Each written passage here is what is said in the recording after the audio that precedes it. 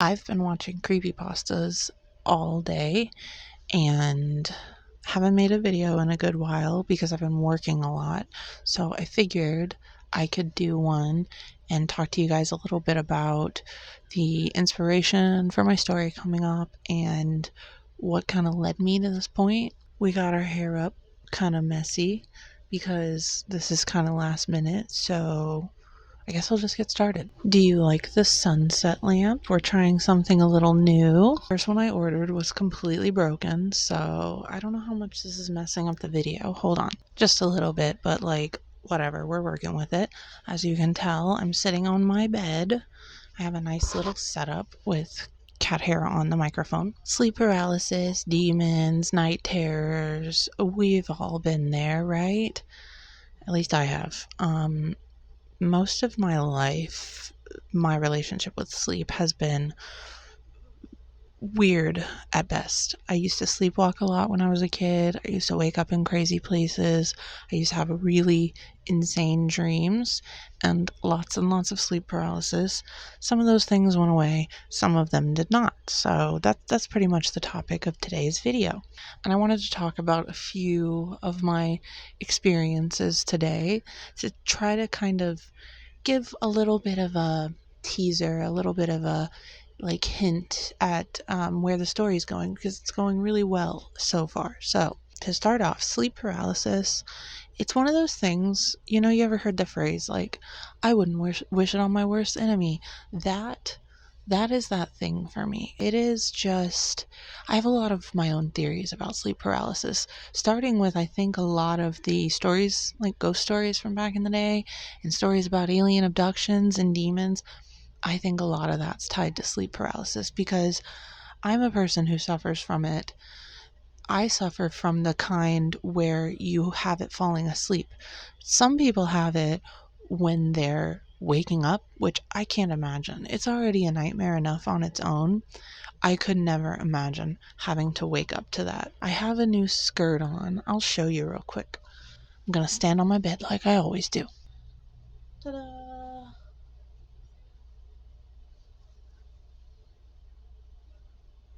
It's so beautiful and swampy. I'm in love with it.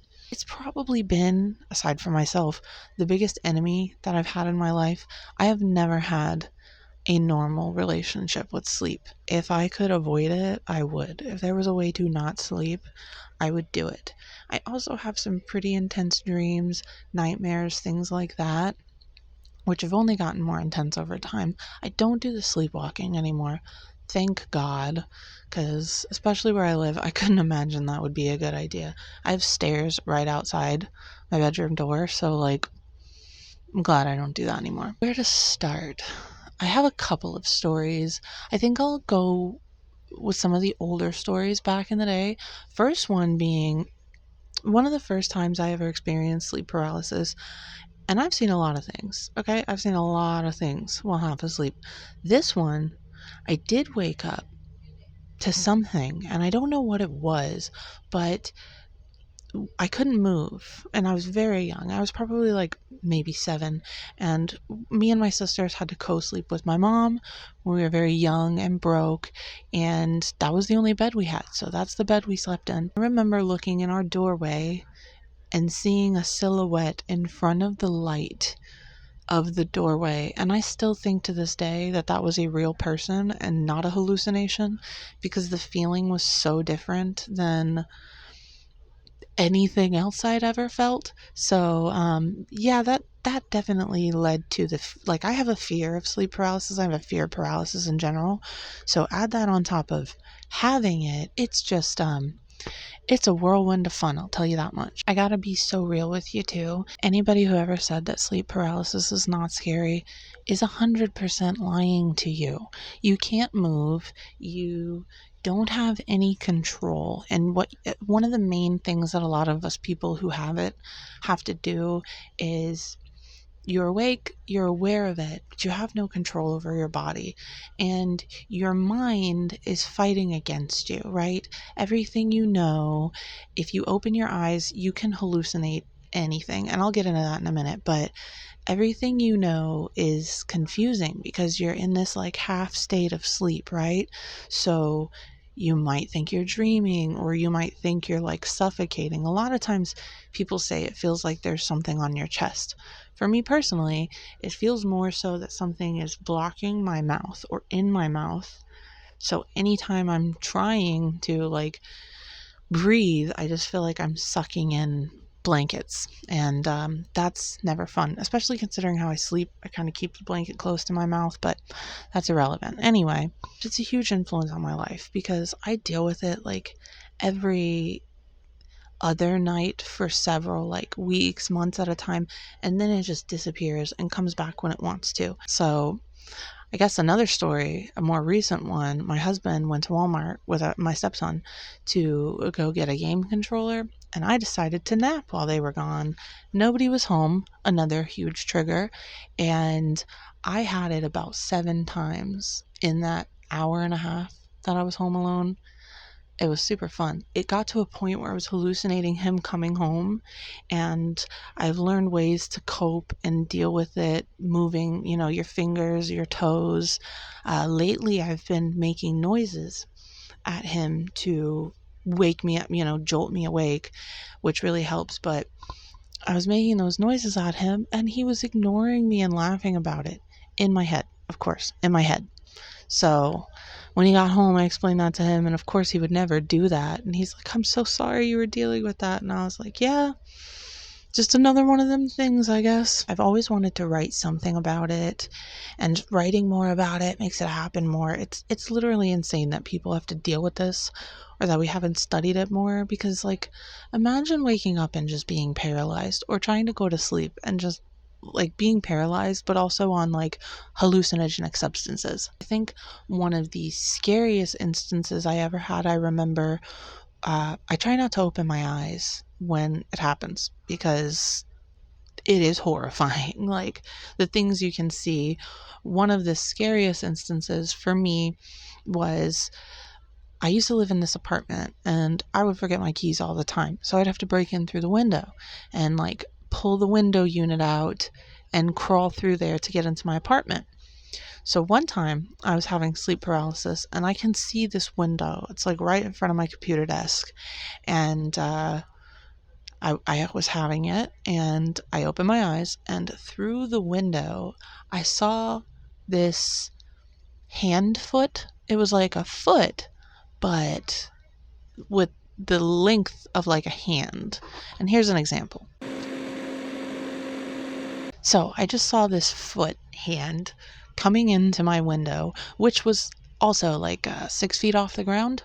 And I was home alone that time. It was honestly one of the scariest instances that I've had in my sleep personally. And one of the most interesting ones that I had was I was having it. It was early in the morning. I was just laying in bed trying to sleep, I think, because I have a horrible sleep schedule because, hey, what's this video about? So I open my eyes and I see above me, the only way I can describe is like a living scribble. You ever scribble on paper and you make it like forms a little staticky ball? That's what I was seeing above me, like a couple of feet. And I just remember watching it and being really confused. And it was like moving static, like hair or scribbles.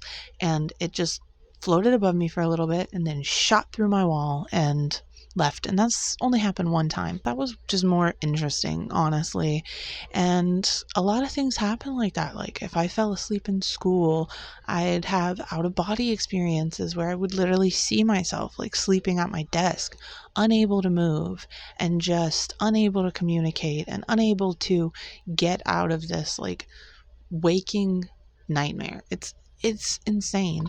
And leading into, a lot of people say that you can lucid dream from these experiences. Some of these experiences are just so, it's hard to describe to people how your brain tries to work against you to make things like your brain is literally just trying to be like, no, no, no, you're dreaming, you're asleep, this isn't real, you're dreaming. It pushes you through these situations and environments that get so confusing. It's hard to know like what even is going on. And that's why I think it makes for a very good catalyst in a story for some creepier, more paranormal vibes, because I really think it has a lot to do with the paranormal and how people see it and how minds work. Like the things that my dreams do, obviously everyone has crazy dreams, but it's jarring, and I have a lot of dreams. So let's get into some of those. I remember being a kid and having dreams about zombies before I ever even saw what zombies were. I remember one time I had this dream where we all had to get this vaccination in school, and this is not political by any means. I was a young child scared of getting shots, I guess.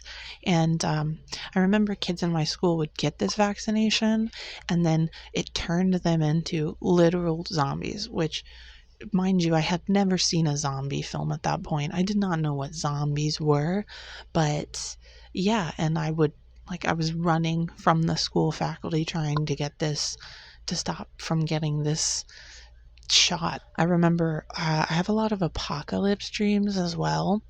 Like, I remember this one where we were in a like Hunger Games kind of situation. There was a group of people and we had to stop the end of the world. Fun, I know. And we would always spawn in this like abandoned city, blown to bits already. So I was like, the apocalypse kind of already happened. But we had to get from that building to another building, and it was like a race to who could stop it in time. And I just remember being in this massive size skyscraper with a partner, random made up person in my brain, and we didn't make it in time, and there was a countdown going on. It's like we were being watched. There was a countdown going on, and I just remember standing on the side of that building with them and watching like the atom bomb explode. So I have a huge fascination with like nuclear, all that stuff. It's very fascinating. And yeah, every time that would happen, we would just reset in the building we started it and have to start over and over. And we never made it. We never won the game. And that was a super fascinating one. I remember one where, like, a lot of times there are people in your dreams and you just make them, and then it's like you know them so well, and they're your friend or your partner, and it's just a person that you've completely made. Or a lot of times I'm not myself in my dreams. Sometimes I am, but other times I'm just living this other life. I think that's fascinating. I think the environments in dreams are fascinating to explore. I'm getting a little ahead of myself, but in that other dream I was talking about, it was again the apocalypse, and I was traveling the desert with two partners. We were kids, and there was a young black girl and then another young guy. And it was like every time we moved, time shifted around us and fast forwarded very quickly, and we didn't, but time did, and things would like crumble to dust in our hand. That one was pretty terrifying because I remember I think this was right after Umbrella Academy came out, and she could like play music, and that also sped time up. So I remember this beautiful scene where my face is so itchy because my hair is crazy, but there was this beautiful scene where she was playing violin, and then the world was like aging and turning to dust around her in this big wind tunnel. That was pretty fucking insane.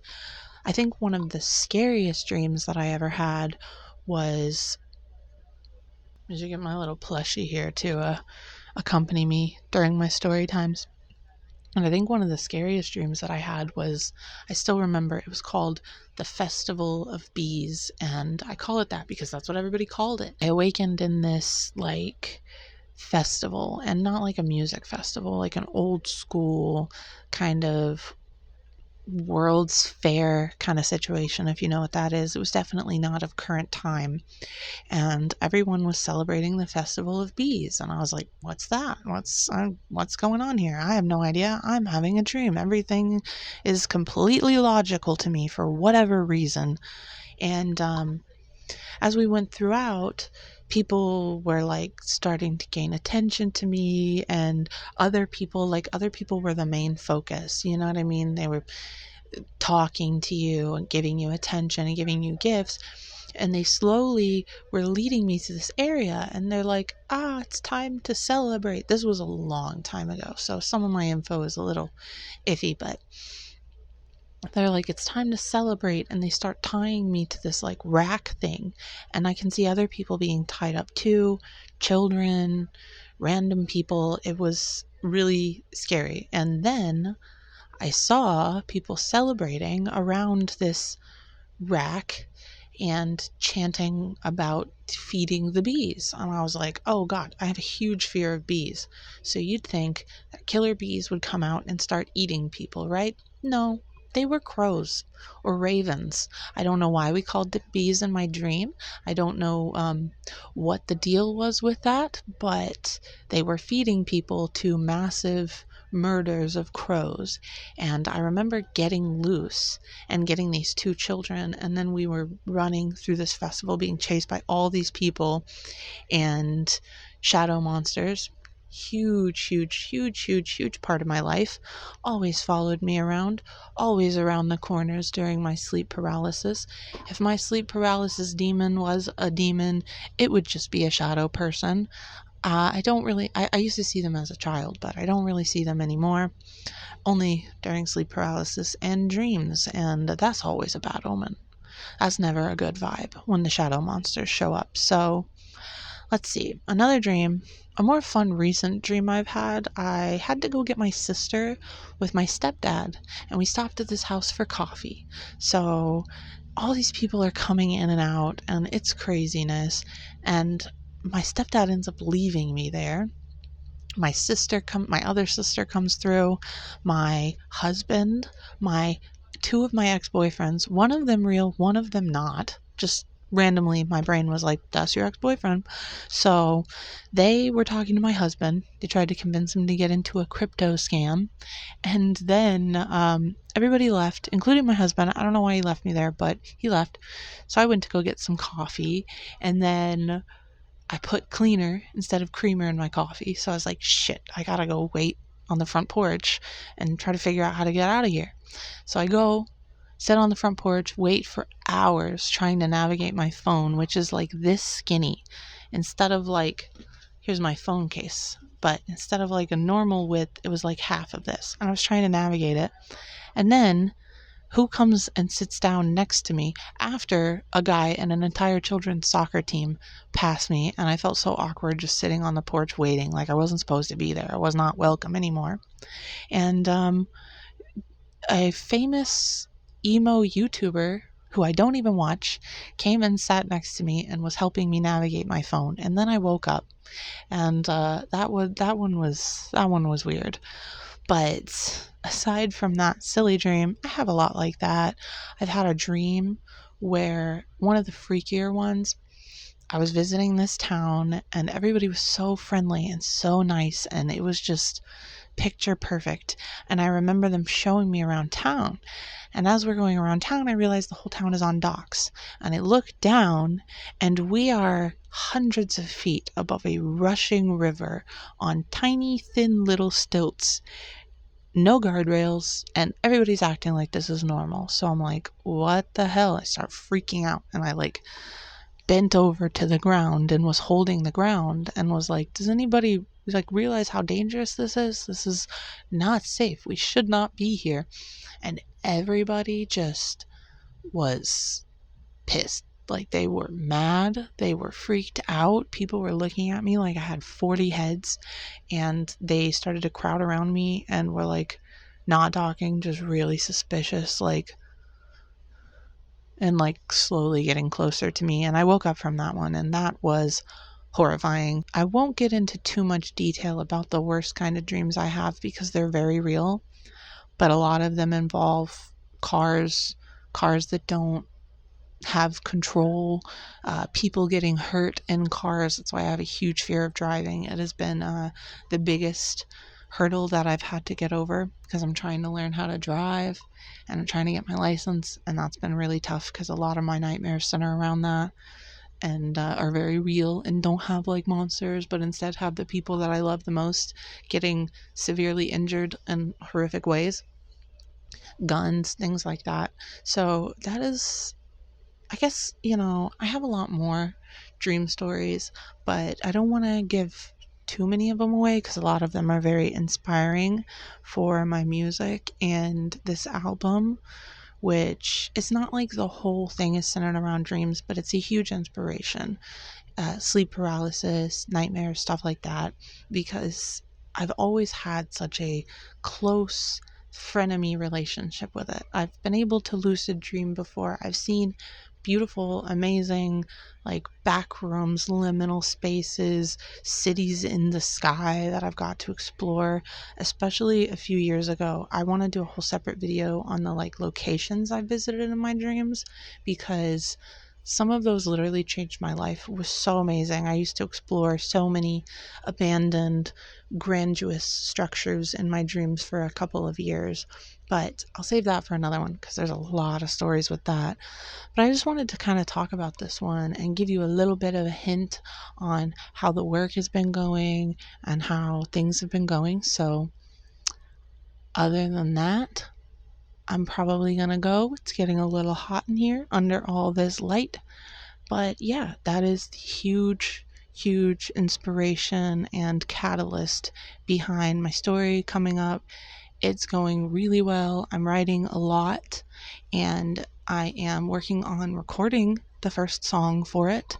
And soon I'm going to start filming the video, which is really exciting. I want to tell you guys about it, but there's some things that I want to keep secret until it's closer, but we're getting really close and it's getting super fun because I can't wait to start filming. I have some ideas. Originally, the ideas were a bit crazier, but I had to work around that to make it work. So just know there's lots of spooky, scary dream, sleep paralysis, fantastical inspiration behind it, and I'm really excited to share more with you guys because it's been going super well. Next video we're coming out with won't be story or album related. It will probably be a Florida one. I've been like coming up with good Florida stories. I think one of the more fun things I can do to make it different and not just have every Florida story Florida stories, but stories of abandoned places that I visited here and the things that have happened in those abandoned places, because I've been in a creepy vibe. I've been in a creepy mood. I've been watching a whole shitload of Creepcast from Wendigoon and Meat Canyon. Go check them out if you like creepy stuff. I have been doing the research and the work, and I'm just super excited to bring the story more to life and explore more creepy stuff and different kinds of media than just YouTube. So if you liked this like kind of dream story video, let me know. The next one is going to be another slightly creepy theme exploring video, and I have some wicked stories to tell you about that because I've explored a lot of abandoned places, mainly in Florida, I think, and it's not always gone so well, and I've seen a lot, and I'll have pictures to show you guys because I have a whole album and some videos. So stay tuned for that one next. I'm going to try to film it in the next couple of days, but I'm going to also be busy the next couple days. So I love you guys, and I'll see you very soon. Check me out on Instagram, check me out on Tumblr, check out my Patreon. There's free stuff there. Okay, I will see you soon. Bye. Love you. Bye.